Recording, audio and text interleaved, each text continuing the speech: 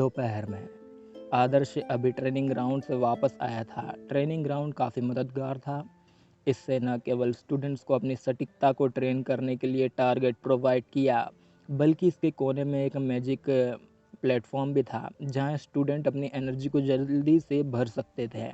Energy को restore करने के लिए महत्वपूर्ण समय की ज़रूरत होती थी। फिर भी जब स्टूडेंट अपने स्पेल्स की प्रैक्टिस कर रहे होते थे, तो ये काफ़ी जल्दी ख़त्म हो जाता था। इसलिए ट्रेनिंग ग्राउंड में प्रोवाइड किए गए मैजिक प्लेटफॉर्म ने स्टूडेंट्स की एफिशिएंसी को काफ़ी बढ़ाया।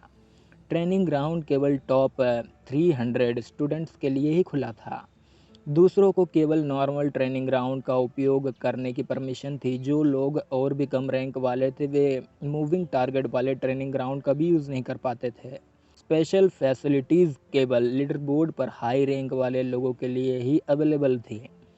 कम रैंक वालों के पास उन स्टूडेंट्स को चैलेंज देने के अलावा कोई ऑप्शन नहीं था जो ज़्यादा स्ट्रॉन्ग थे, अगर वे ज़्यादा रिसोर्सेज और फैसिलिटीज़ तक पहुंच प्राप्त करना चाहते थे। पिछले कुछ दिनों से स्कूल के ट्रेनिंग ग्राउंड के बाद आदर्श को आखिरकार समझ में आ गया कि कम रैंक वाले लोग उसे चैलेंज देने के लिए इतने उत्सुक क्यों थे। रिसोर्सेज को एक तरफ छोड़ दे, यहाँ तक कि डिफरेंट फैसिलिटीज़ तक पहुंच भी स्टूडेंट्स की रैंकिंग से जुड़ी हुई थी। ट्रेनिंग ग्राउंड से बाहर निकलते ही आदर्श को फिर से सिरदर्द होने लगा। उसने जान लिया था कि 100वीं रैंक उसके लिए कितनी यूज़फुल है, इसलिए वह इसे छोड़ने के लिए अनिच्छुक था। हालांकि कई लोग उसे चैलेंज देने की कोशिश कर रहे थे। जब तक उसने सभी चैलेंजर्स का सामना नहीं किया, तब तक उसकी एनर्जी अकेले रहने के लिए काफ़ी नहीं थी। वो पॉसिबली अपनी रैंकिंग कैसे बनाए रख सकता था।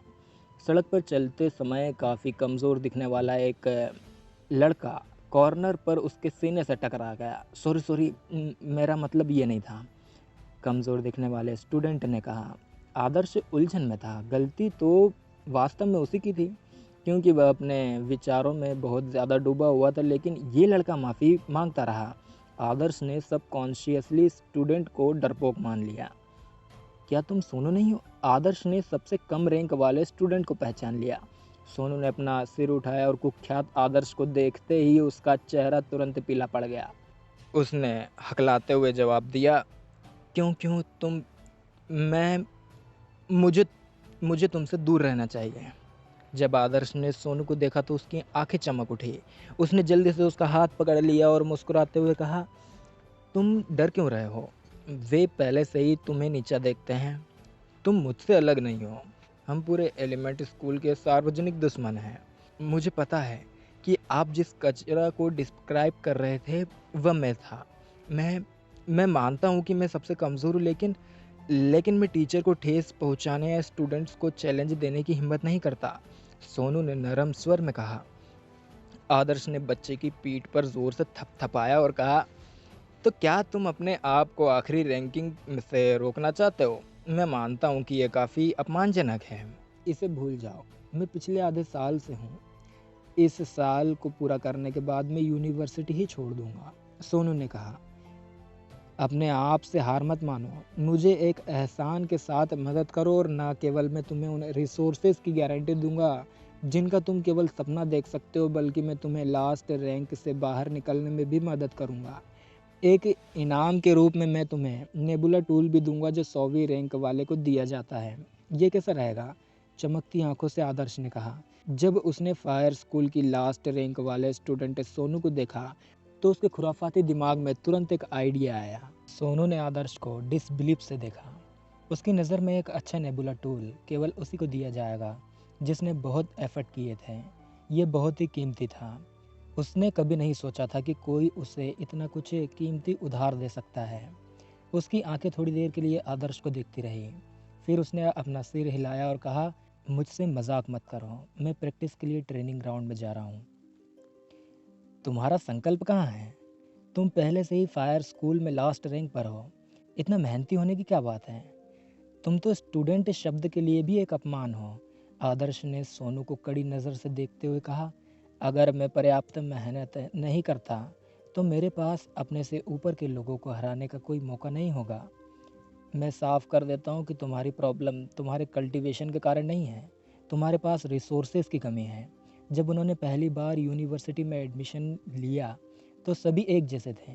हम सब इंटरमीडिएट मैजिशियन थे। अगर तुम सच में कंपैरिजन करना चाहते हो तो 1000वें रैंक पर रहने वालों के बीच का अंतर न के बराबर है। मुझे यकीन है कि तुम केवल लास्ट रैंक पर हो क्योंकि तुम पूरी तरह से भूल गए हो कि एक बैटल में अपना मैजिक स्पेल कैसे कास्ट करना है। तुम ये सब कैसे जानते हो? सोनू ने पूछा।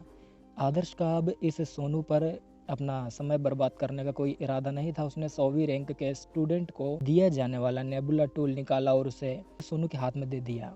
सोनू नेबुला टूल को काफ़ी देर तक देखता रहा। उसे समझ नहीं आ रहा था कि कोई अपना नेबुला टूल किसी और को कैसे दे सकता है। समय धीरे धीरे बीतता गया। चैलेंज वीक आ गया। फायर स्कूल के लोग अपनी हथेलियों को रगड़ रहे थे क्योंकि वे उस गधे को सबक सिखाने के लिए इंतज़ार नहीं कर सकते थे जिसने उन्हें कचरा कहा था। फायर स्कूल के सभी स्टूडेंट्स मेन हॉल में इकट्ठा हो गए। वे कभी कभी आदर्श की डायरेक्शन में देखते थे। वास्तव में जब उन्होंने हॉल में आदर्श को देखा तो वे काफ़ी हैरान थे। क्या वह वास्तव में हर किसी के निशाने पर आने से नहीं डरता था?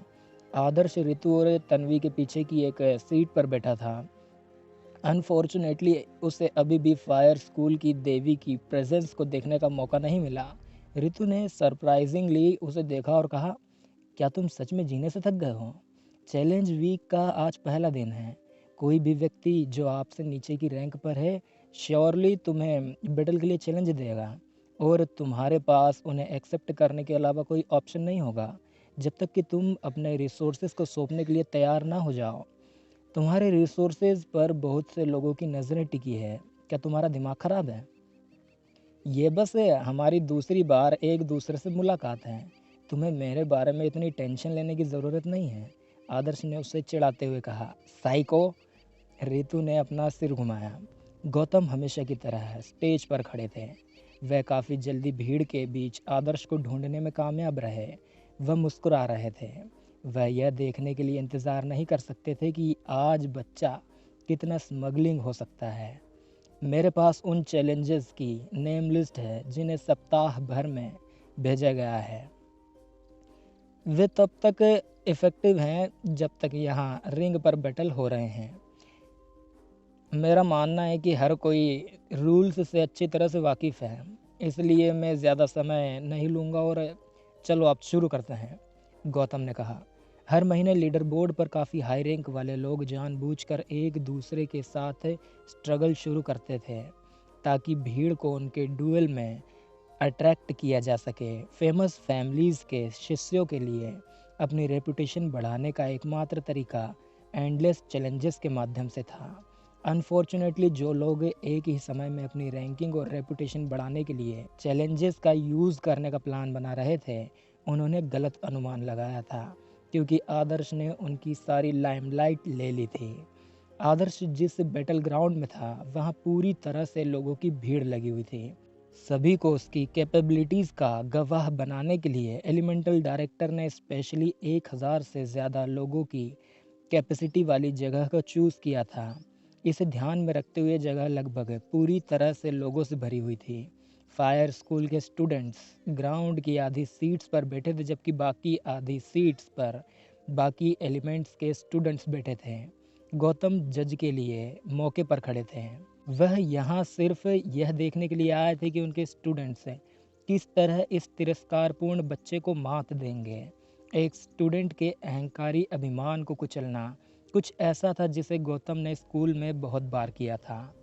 मैं आज चैलेंजेस की होस्टिंग कर रहा हूँ। गौतम ने नेम लिस्ट निकाली और जल्दी से लाइंस को स्कैन करते हुए उन्होंने आगे कहा। 100वीं रैंक के स्टूडेंट आदर्श 231 लोगों ने इस वीक आपको चैलेंज दिया है। बच्चे, अगर तुम मेरे पास आते हो और माफ़ी मांगना चाहते हो और एक रिपेंटेंस लेटर लिखकर फायर स्कूल में सभी से माफ़ी मांगते हो तो मैं तुम्हें जाने दूंगा, यह मानते हुए कि तुमने अभी अभी यहाँ ट्रांसफ़र लिया है। मुझे इसकी कोई ज़रूरत नहीं होगी, आदर्श ने एक दृढ़ रवैये के साथ कहा। ठीक है, फर्स्ट चैलेंजर अंकित 736वें रैंक पर। गौतम जानते थे कि आदर्श उसकी शर्तों से सहमत नहीं होगा। उनके बुलावे के बाद थोड़ी झुकी हुई नाक वाला एक व्यक्ति प्रिपरेशन एरिया से आगे बढ़ा। उसने एक चमकदार मुस्कान बनाए हुई थी जिसकी निगाहें चारों ओर देख रही थी, मानो वह भीड़ को बता रहा हो कि वह इस समय सबसे लकीस्ट पर्सन था। बैटल ग्राउंड लगभग एक फुटबॉल ग्राउंड जितना बड़ा था, वह भी हरी घास से ढका हुआ था। क्या तुम्हें पता है कि कितने लोग तुमसे जलते हैं? हमने ज़्यादा रिसोर्सेज पाने के लिए बहुत कठिन संघर्ष किया है, फिर भी तुमने शब्दों के साथ एक चाल चलकर उन्हें पा लिया। अनफॉर्चुनेटली तुम्हारे द्वारा हर महीने लिए गए रिसोर्सेज को तब लिया जा सकता है जब तुम डुअल हार जाओगे। अब उन रिसोर्सेज को सौंप दो जो तुम्हारे नहीं हैं, ताकि तुम अपनी हीलिंग फीस बचा सको, अंकित ने कहा। गौतम ने दो स्टूडेंट्स को बैटल ग्राउंड पर देखा और कहा, आदर्श, तुम्हारी इन्फॉर्मेशन के लिए अंकित जो 736वें रैंक पर है, हो सकता है कि तुम्हारे पहले उल्लेख किए गए कचरा स्टूडेंट्स में से एक हो। अगर तुम उसे हरा भी नहीं सकते तो तुम मेरी शर्तों को मानोगे या खुद फायर स्कूल छोड़ दोगे? मैं मानता हूँ कि मेरे फायर स्कूल में कुछ कचरा हो सकते हैं, लेकिन ये एक ऐसे स्टूडेंट्स के लिए नहीं है जो एक ही समय में बेकार और बेशर्म दोनों हो, जैसे कि तुम। आदर्श गौतम की ओर मुड़ा जो एक मुस्कान के साथ उकसा रहे थे और कहा, मिस्टर गौतम, क्या उन शब्दों को कहना जल्दबाजी नहीं होगी? गौतम ने ठंडी मुस्कान के साथ सिर हिलाया। आदर्श ने अपना ध्यान वापस अपने बैटल पर अंकित पर लगाया। उसके ओपोनेंट को 736वें रैंक पर रखा गया था, इसलिए आदर्श को उससे निपटने के लिए बहुत ज़्यादा परेशानी नहीं होनी चाहिए। गौतम सर, एक स्टूडेंट के साथ नाराज़ होने का क्या मतलब है? आपने न केवल उसे 100वीं रैंक पर रखा, बल्कि आपने पूरे स्कूल में खबर भी फैला दी ताकि हर कोई उसे उसी दिन चैलेंज दे सके। क्या आपको नहीं लगता कि टॉप 100 में रैंक पाने वाले को भी अपनी एनर्जी बचाने में परेशानी होगी? फायर स्कूल के टीचर ने अपनी सफ़ेद भौहें उठाते हुए कहा, जो मटेरियल क्लास पढ़ाने के इंचार्ज थे। वाइट ब्रोज, आप स्टूडेंट्स पर बहुत आसान जा रहे हैं। यूनिवर्सिटी में एडमिशन लेने में कामयाब होने वाले हर एक स्टूडेंट में किसी न किसी लेवल पर गर्व होता है। इसके अलावा डीन गिरीश ने पर्सनली उसे फायर एलिमेंट में ट्रांसफ़र कर दिया है। उसके पास ज़रूर एक अनइमेजिनेबल बैकग्राउंड है। उसे अपने आसपास के सभी लोगों द्वारा फंसाए जाने की आदत होगी और वह सोचता है कि वह अपने रिसोर्सेज के कारण बेजोड़ है। अगर मैं उसे यहाँ एक बड़ी गिरावट का सामना नहीं करने देता तो वह अपने रवैये के कारण डीमन बीस्ट के हाथों मर सकता है। गौतम ने कहा, जैसे कि वह स्टूडेंट्स के लिए काफ़ी चिंतित हों। गौतम एक्चुअली आदर्श से नाराज़ था। वह केवल आदर्श के भविष्य के बारे में चिंतित होने का नाटक कर रहा था, तो उसके पास उसे सबक सिखाने का एक बहाना था। भीड़ के सामने फायर स्कूल और उसकी टीचिंग मेथड की निंदा करने की उसकी हिम्मत कैसे हुई? वह ज़रूर जीने से थक गया था।